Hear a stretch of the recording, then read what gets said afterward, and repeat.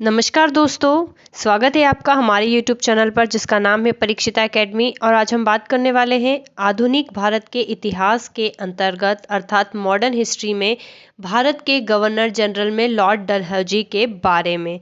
इसके पहले हम 7 वीडियो अपलोड कर चुके हैं जो बंगाल के गवर्नर जनरल और भारत के गवर्नर जनरल हैं उनके बारे में। और यह इस सीरीज़ का हमारा 8वां लेक्चर है जिसमें आज हम लॉर्ड डलहौजी के बारे में बात करेंगे, जिनका की जो प्रशासनिक समय रहा है या हम कहें जिनका अवधि रही है भारत के गवर्नर जनरल के रूप में, वो है 1848 से 1856 के बीच में।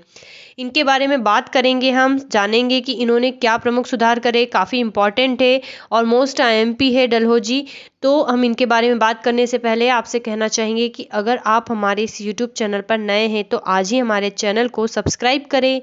अगर आपको हमारा वीडियो, हमारा कंटेंट समझ में आता है तो हमारे वीडियो को लाइक और शेयर ज़रूर करें। चलिए तो बिना टाइम वेस्ट करे हम बात करते हैं और आपको एक जो व्यू है वो बताना चाहेंगे, क्विक व्यू बताना चाहेंगे कि हम क्या पढ़ चुके हैं।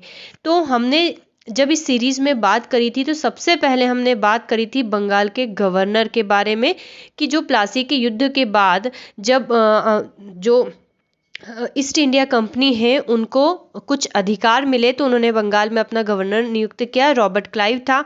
फिर 1773 में जो रेगुलेटिंग एक्ट आया उसके तहत बंगाल के गवर्नर को गवर्नर जनरल का पद नाम दिया गया और सारे जो मद्रास या बॉम्बे प्रेसिडेंसी के गवर्नर थे उसको भी इसके अधीन कर दिया। तो उस क्रम में जो बंगाल का जो पहला गवर्नर जनरल था वो था वॉरेन हेस्टिंग, जिसके ऊपर हम ने बात करी थी और इतने सभी लोगों के ऊपर हम बात कर चुके थे। ठीक है, इन सभी के बारे में हम हमारे प्रीवियस वीडियो में बात कर चुके हैं और आज हम बात करेंगे लॉर्ड डलहौजी के बारे में। हमने ये भी देखा था साथ में दोस्तों कि जो लॉर्ड विलियम बेंटिक का टाइम पीरियड चल रहा था तो उस समय पर चार्टर एक्ट पारित किया गया था 1833 में और इसके तहत बंगाल के गवर्नर जनरल को भारत का गवर्नर जनरल बना दिया गया था। और उस क्रम में भारत का पहला गवर्नर जनरल कौन था? Lord William Bentinck. अर्थात लॉर्ड विलियम बेंटिक के बाद जितने भी हैं उनको हम भारत का गवर्नर जनरल कहेंगे और इसके पहले को हम बंगाल का गवर्नर जनरल कहेंगे। तो इसी क्रम में हमको लॉर्ड डलहौजी पढ़ना है, देन उसके बाद इन के बारे में हमें क्रम से बात करनी है। तो बिल्कुल लॉर्ड डलहौजी के बारे में हम बात करते हैं। तो हम सबको पता है कि लॉर्ड डलहौजी को हड़प नीति यानी कि व्यवगत सिद्धांत का जनक कहते हैं और इसने कई जो है साम्राज्य को हड़प लिया था अपनी कुनीति के दम पर और अंग्रेजी साम्राज्य में वृद्धि करी थी। तो हम सबसे पहले इसके राजनीतिक घटनाक्रमों की बात करते हैं कि इसके शासनकाल में प्रमुख कार्य क्या हुए। तो द्वितीय आंग्ल सिख युद्ध हुआ जो 1848 से 49 के बीच में और इस युद्ध के दौरान इन्होंने पंजाब को जो है ब्रिटिश शासन में विलय कर लिया। कब विलय कर लिया? 29 मार्च 1849 ईस्वी को। तो एक्चुअल में जो द्वितीय आंग्ल सिख युद्ध हुआ तो ये 3 चरणों में हुआ था और सबसे स्पेशल बात है जो हम कहें मूल रूप से तीसरा चरण जो था उसमें अंग्रेज विजय हुई थे, पंजाब को विलय कर लिया था और जगत प्रसिद्ध जो कोहिनूर हीरा था वो विक्टोरिया को जो है भेज दिया गया था। द्वितीय आंग्ल सिख युद्ध के दौरान 3 युद्ध लड़े गए थे, हम देख लेते हैं बारी बारी से। तो जो प्रथम युद्ध है इसको रामनगर का युद्ध कहते हैं जो कि 16 नवंबर 1848 को हुआ था और अनिर्णित रहा था, अर्थात इसका कोई परिणाम नहीं आया था।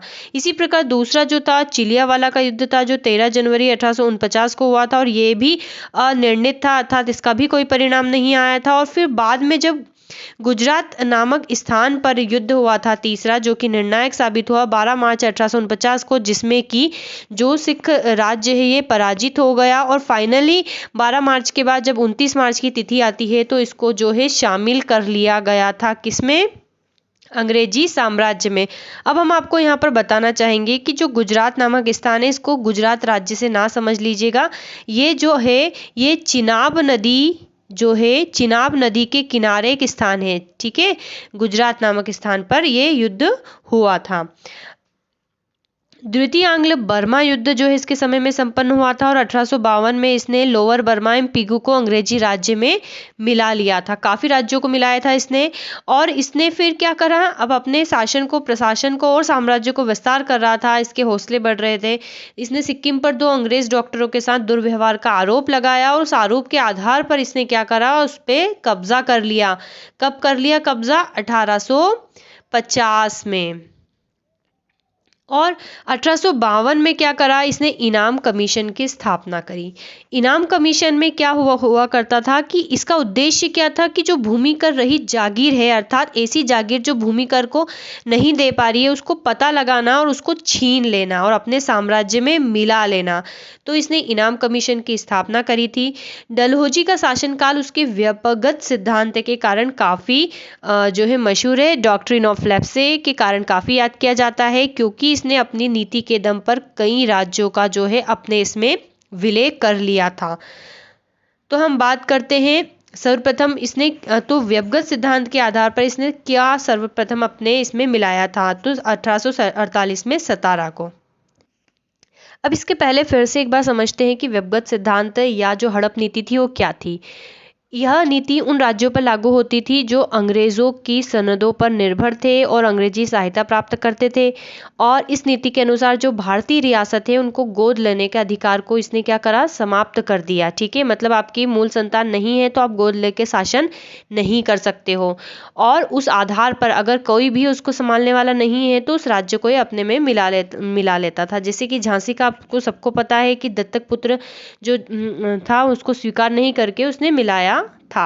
तो इसी प्रकार से इसने कई राज्यों के साथ ये नीति अपनाई थी, जिसमें सबसे प्रमुख जो थी वो हम इसका डिस्कशन कर रहे हैं। और साथ ही में ही डलहौजी ने कर्नाटक, सूरत तथा तंजौर के नवाबों की उपाधियां भी जो है समाप्त कर दी थी।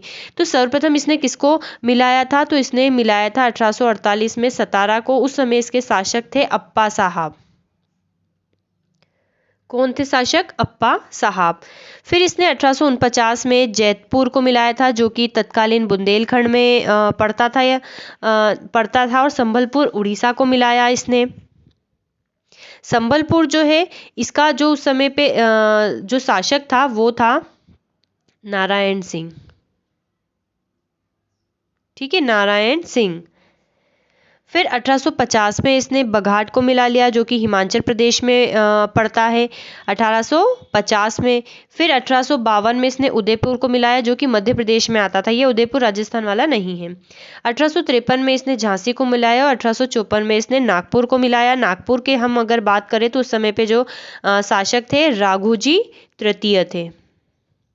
और झांसी में कौन थे? गंगाधर राव थे। और हम कहे गंगाधर राव या झांसी की रानी लक्ष्मीबाई या लक्ष्मीबाई। तो ये उस समय के शासक थे और इनको इस नीति के तहत गोद लेने के अधिकार को समाप्त करके अगर कोई जो है उनका प्रशासक नहीं है तो उसको अपने इसमें मिला लिया जाता था। तो ये डलहौजी का जो है फेमस सिद्धांत है। कितनी एग्जाम में पूछा गया है कि व्यपगत सिद्धांत को कौन लाया था, तो डलहौजी के शासनकाल में आया था। फिर इसने क्या करा आगे, 1856 में अवैध पर कुशासन का आरोप लगाकर, ठीक है, कुशासन। तो जो अवध का नवाब था उस समय पे कौन था? वाजिद अली शाह था। वाजिद अली शाह था। और इसके ऊपर ये आरोप लगाया इसने कि भाई ये जो बंदा है अच्छे से शासन को नहीं संभाल पा रहा है, तो उसे डायरेक्टली इसने क्या करा, अंग्रेजी राज्य में मिला लिया। और अवध को हमें पता है वेलेस्ली ने भी जो है सहायक संधि थोप दी गई थी और इस पे सहायक संधि लागू थी। और फाइनली इसको जो है डलहौजी ने मिला लिया। फिर इसका प्रमुख जो कार्य है डलहौजी का, इसने शिमला को अपनी ग्रीष्मकालीन राजधानी बनाया था। और भारत में रेलवे का जनक भी माना जाता है किसको? डलहौजी को, क्योंकि हमको पता है इसी के शासनकाल में पहली बार 16 अप्रैल 1853 ईस्वी में मुंबई से ठाणे के बीच में 34 किलोमीटर प्रथम रेल लाइन है वो जो है चलाई गई थी। प्रथम रेल जो है चलाई गई थी। पृथक रूप से भारत में पहली बार सार्वजनिक निर्माण विभाग की शुरुआत की। इसके पूर्व क्या था? सार्वजनिक निर्माण विभाग का कार्य किसके पास था? सैनिक बोर्ड पर था। 1854 में स्वतंत्र विभाग के रूप में इसने लोक सेवा विभाग की स्थापना की और 1854 में ही इसने जो है पोस्ट ऑफिस एक्ट पारित किया और भारत में पहली बार डाक टिकट का प्रचलन प्रारंभ हुआ। 1853 में कोलकाता एवं आगरा के बीच पहली बार बिजली से संचालित तार सेवा शुरू की गई। और 1853 के चार्टर एक्ट के द्वारा कंपनी के संचालक मंडल से कंपनी के प्रशासनिक अधिकारियों की नियुक्ति का अधिकार वापस ले लिया गया और 1853 से अधिकारियों की नियुक्ति के लिए प्रतियोगिता परीक्षा की व्यवस्था की इसने, और जिसकी उम्र सीमा कितनी थी, 18 से 23 वर्ष।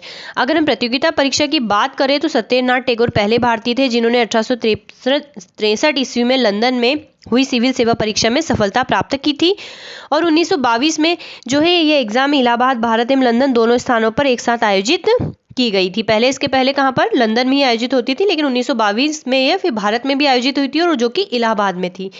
डलहौजी के कार्यों की अगर हम बात करें तो सर्वप्रमुख इसका कार्य था नर बलि प्रथा को रोकने का प्रयास भी इसने किया था।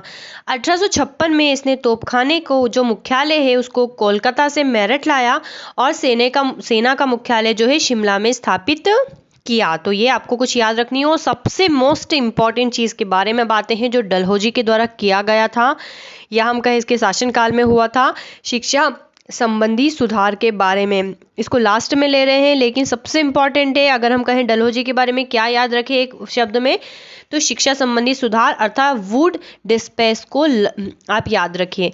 कहीं एग्जाम में पूछा जा चुका है, यूपीएससी जो भी है स्टेट पीएससी सभी में, कि वुड डिस्पेस किससे संबंधित है। तो आपका उत्तर है शिक्षा संबंधी सुधार से। या वुड डिस्पेस किसके समय में लाया गया, तो डलहौजी के समय में। और कब आया, तो 1854 में। ये 3-4 चीजें आपको जो है याद रखनी है। अब वुड डिस्पेच की हम बात करें तो इसे शिक्षा का मैग्ना कार्टा कहा जाता है। भारतीय शिक्षा का मैग्ना कार्टा इसे कहा जाता है। ठीक है, भारतीय शिक्षा का मैग्ना कार्टा, मैग्ना कार्टा इसे कहा जाता है। किसको, वुड डिस्पेच को। काफ़ी इंपॉर्टेंट है दोस्तों, बहुत इंपॉर्टेंट है। अब अगर हम वुड डिस्पेच की बात करें कि इसमें क्या है, तो आपको बताएंगे कि हमने एक वीडियो हम पहले लेकर आए थे हमारे आधुनिक भारत में शिक्षा के इतिहास को लेकर। वहाँ पर हमने वुड डिस्पेच को बहुत अच्छे से और ब्रीफ में इसको एक्सप्लेन किया है। तो हम आपको यही कहेंगे वुड डिस्पेच के बारे में, और आप जानना चाहते हैं तो आपको हमारे वो वीडियो देखना चाहिए। आधुनिक भारत में शिक्षा का विकास उसका मुख्य टॉपिक है। चलिए, तो अब हम यहाँ पर कम शब्दों में बात करते हैं। तो 1854 में जो है वुड डिस्पेच को लागू किया गया, जिसके अनुसार क्या हुआ, जिलों में एंग्लो वर्नाकुलर स्कूल जो है स्थापित किए गए। ठीक है, यह अपने आप में काफ़ी इंपॉर्टेंट है। प्रमुख नगरों में सरकारी कॉलेज खोले गए तथा लॉर्ड कैनिंग के समय, बाद के समय में फिर 1857 में तीनों प्रेसिडेंसियों कलकत्ता, मद्रास एवं बम्बई में एक एक विश्वविद्यालय जो है स्थापित किया गया एवं साथ ही प्रत्येक प्रदेश में एक शिक्षा निदेशक भी नियुक्त किया। तो ये जो है मुख्य रूप से आज हमने डलहौजी के बारे में बात करी। आई होप आपको ये वीडियो पसंद आया होगा, समझ में आया होगा, काफ़ी इंपॉर्टेंट है। इसी क्रम में हम जो है लॉर्ड कैनिंग की बात करेंगे हमारे नेक्स्ट वीडियो में। तो लगे रहिए और हमारे चैनल को सब्सक्राइब कीजिए। आई होप आपको हमारा वीडियो पसंद आएगा। Thanks for watching.